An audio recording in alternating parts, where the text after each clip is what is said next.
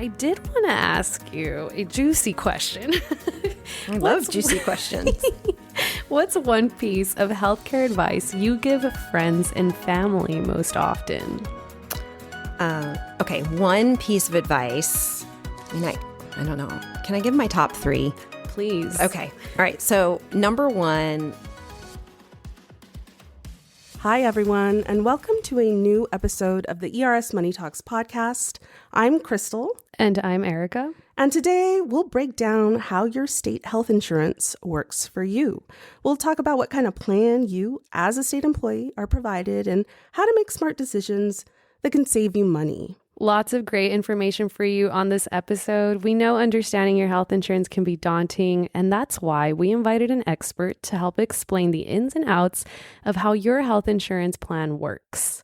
Today's guest leads sales and account management for the government and public sector business at Blue Cross and Blue Shield of Texas. So whether you're enrolled in the Health Select of Texas plan or the consumer-directed Health Select plan, you're going to want to listen closely to learn how you can use your benefits to save you money. So welcome, Claire. Thanks for joining us. Thank you so much for having me. I'm thrilled to be here. Claire, can you tell us a little about your role at Blue Cross and Blue Shield and what drew you to the healthcare benefits industry? Oh, that's a good question. How's anyone drawn to the healthcare benefits industry? My role, as you mentioned, is running the sales and account management teams for all of our public sector and state-funded business here in the state of Texas. And one of the things truly that I love the most is to connect and support all the people that serve us day to day as Texans. So what I do is essentially work on your benefit plans with all of the teams that are supporting you, processing your claims, answering your calls, working on our networks to ensure that they're solid and that you're getting the care that you need at the most affordable price that you can. So that's really our goal at Blue Cross and Blue Shield of Texas, and one that I'm deeply committed to supporting. And in preparation for today's episode, you kind of expressed your passion and it really comes across. Could you come up with like the simplest way to explain how it all works for members, healthcare, all that? Okay, so I think healthcare is extremely confusing. And after 26 years, I think there's always something new and confusing to learn. But one of the things that is at the core of this is that this is our money that we're spending all day, every day. It's our money, and we should pay attention to how we're spending it. It's not free money. I think of it, my husband gives me a really hard time for some shopping habits that I may or may not have developed over the years. What do they call it? Girl math? Girl math. Yeah. Girl math. I like to call it shopping math. I know there's a few guys up there with shopping math problems, but we always see things that we want to get, and then amazingly, after you've talked about it, right, you get notified on your phone that something has gone on sale, or that if you register, you can get 10% off. And in our minds, we're like, oh my gosh, it's 10, 20, 30% off. We should go buy it immediately. So if it's $100 and it's 20% off, then you're only paying $80 and you get, you have $20 you can spend on something else. But in reality, You haven't made any money. You've actually just spent $100 that maybe you should or shouldn't have spent. And I think that's a lot how healthcare works, because ultimately what happens is through your benefit plan, you're getting about 85 to 90% of the cost paid for. So you're only really paying the 10% when you go in through your copays and your coinsurance and even with your premiums included. And you tend to forget that it's actually your money and that the cost really isn't $20. The cost could be $2,000. And that other giant portion, that other $1,980 is actually being paid for by someone else. And in the case of ERS, it's being paid for by the state of Texas. I certainly hadn't thought of it that way, which leads me into the next question. When people think about healthcare costs, what do they often misunderstand? That portion that's being paid by your health plan, and in the case of ERS, it is truly the state's money. You pay a premium every month, which we can talk about more, kind of how that's made up. You pay some copays and coinsurance when you get services. But the big chunk of your healthcare dollars are being paid for by the state. And You get confused because it says Blue Cross and Blue Shield on your card. But behind that, while Blue Cross and Blue Shield is helping you find the right providers, use providers that are in the network, propping up those benefits, processing your claims, taking your calls, it ultimately, when it comes down to the financial responsibility for that claim, it's your employer's responsibility, and they're the ones paying it, and they're paying it through money that they contribute to you as well as the premiums you contribute to the plan. Claire, you mentioned premium. I'd like for you to maybe talk a little bit about what that means for someone, getting their benefits from ERS, because it doesn't quite work the same. And also just maybe elaborate on some of the jargon that we use, some of the lingo, because health insurance can get really complicated, especially if you don't know the terms that are being used in your benefits enrollment statement and things like that, or your guides. Yeah, I'll do my best to make it make sense because it's healthcare, but healthcare insurance and insurance in general isn't a concept we don't understand, right? All of us have car insurance. We all, and many of us have renters or homeowners insurance. We are paying insurance premiums, which is a dollar amount you pay every month or twice a year to have coverage in an event, right? And that's really what health insurance is. You're paying, or your group is paying, and I'll touch on ERS, every month for you to cover you in the case of an event, right? And in healthcare, it's a healthcare event. So there's a premium. That's your monthly charge. I also know that as part of that, I have a deductible. So in the event of an incident or that I need healthcare, if I have a deductible, I have to pay that first before I get support from my insurance. So the same thing happens if you get in a car wreck, you pay your deductible before you can get your car fixed. And then after that happens, you have to pay either a percentage or essentially a copay to get that coverage. So to receive that medical service, you're either paying a copay or a coinsurance, depending on what it is. In the case of ERS, though, you guys are very, very fortunate. You have an amazing plan from a premium perspective. Employees aren't paying a premium at all. Right. Yeah. The state is actually paying your monthly premium for you, and they're paying 50% of that premium for your dependents. And that's pretty exciting as well. A personal anecdote. I got my personal benefits statement. Yeah. And yes, I saw how much is covered, that ERS is covering me for, and how much is coming out of my pocket. And I got $0. And so I'm looking at my boyfriend like, you see that? You see that right there? And if he's a keeper, then, it's a further enticement, and dare I say some shopping math dun, dun, dun. for you to use. If you're interested. 50%. ERS paid 50%. So, of his. I can't wait for us to catch up in a few months. I know. And hear Guys, more. I'm single. But I have an amazing health plan. Yeah, and amazing. That's what I bring to the table. Claire, I've noticed that especially in today's economy, people tend to be savvy shoppers in most parts of their lives, but not when it comes to healthcare. Why do you think that is? Oh my gosh, I have so many theories. I don't know if any of you out there listening have a husband like mine who legitimately will read every review for a $10 Amazon item before he purchases it, even though he can just return it if he doesn't like it. But he'll always ask me, did I check the score? Did I check the reviews? I don't know why we don't do that when it comes to one of the most important things in our life, which is our health. And I have some theories. I think first, it's complicated.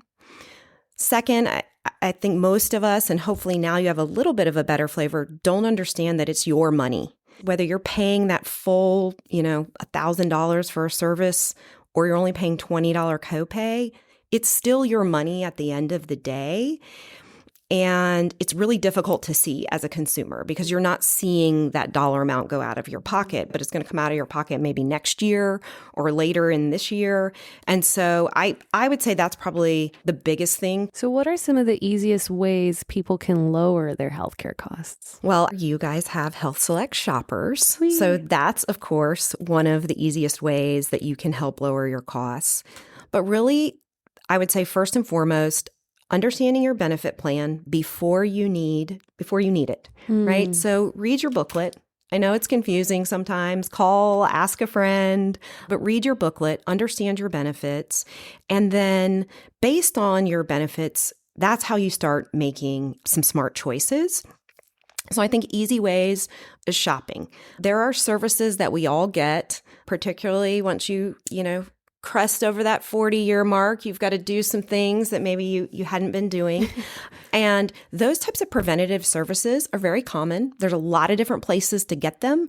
And depending on where you go, it will cost you less money and ultimately ERS less money, which will mean next year when your premiums get set, hopefully they'll be lower if everyone is making a good choice. Thank you. Yeah. So why can the price of the same healthcare service vary so dramatically? And when should you compare prices?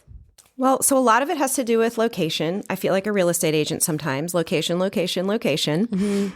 A lot of it has to do with that. So if you're looking to get your standard annual preventative mammogram, if you go to a hospital to get that service, you're going to by and large, pay more. And the reason you're going to pay more is there's, more stuff happening in that space. Is more stuff happening to you or in the scope of that mammogram? Not necessarily, but there's other stuff. So in general, it costs more. And we see that pretty pervasive throughout the entire industry across the United States, especially here in Texas.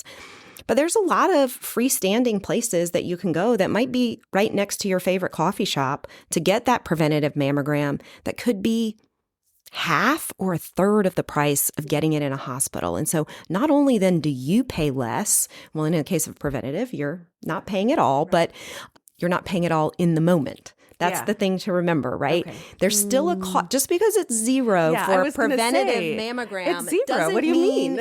It's free. What it means is that in that moment, you're not paying anything, but you did pay your premium this month. So you did pay something. And the provider will still bill the insurance company. They will still bill us. We'll still process that claim. And ERS will still pay for that service. You're just not paying out of pocket for that service in the moment. So then next year, if every year you get the Ritz-Carlton of services, then you're going to pay the Ritz-Carlton of premiums, right? Every year. And that's something that I think it's really important that we think about. I personally have a great place that I go. They're open on Saturdays, so I don't miss any work. My favorite coffee shop is right next door, and I'm in and out very quickly. I'm not having to deal with hospital parking or anything like that, but really paying attention to where you're getting services is one of the most important things you can do to save money. But the best way that you at ERS can find the most affordable healthcare for things like MRIs, mammograms, any type of imaging, labs, those sorts of things is to use your Health Select shoppers. Not only can you find a better price, but you also can get rewards for doing that. And for those of you who don't know about the Health Select Shoppers program, it's a fairly new program, and we encourage everyone to enroll because based on where you go, you can earn rewards, and you earn them in the form of an FSA, which is a flexible spending account with TaxFlex. When you earn those rewards, you can actually earn up to $500.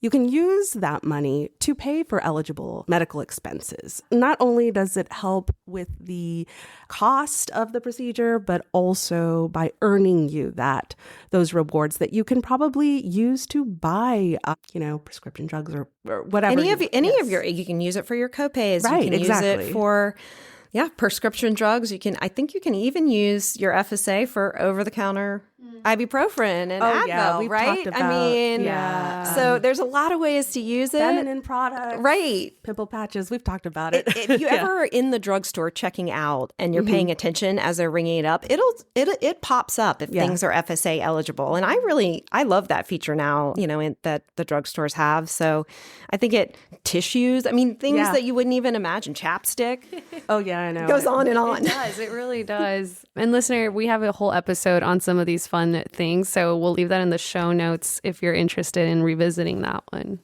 All right, so we talked about how it really does matter where you go for healthcare. I think a lot of people make mistakes when they are seeking emergency care. Can you talk a little bit about when you should choose one or the other? Yeah, we're a convenience culture. One of the reasons everyone loves Amazon is because you could get your item later today, right? Immediate gratification, convenience culture.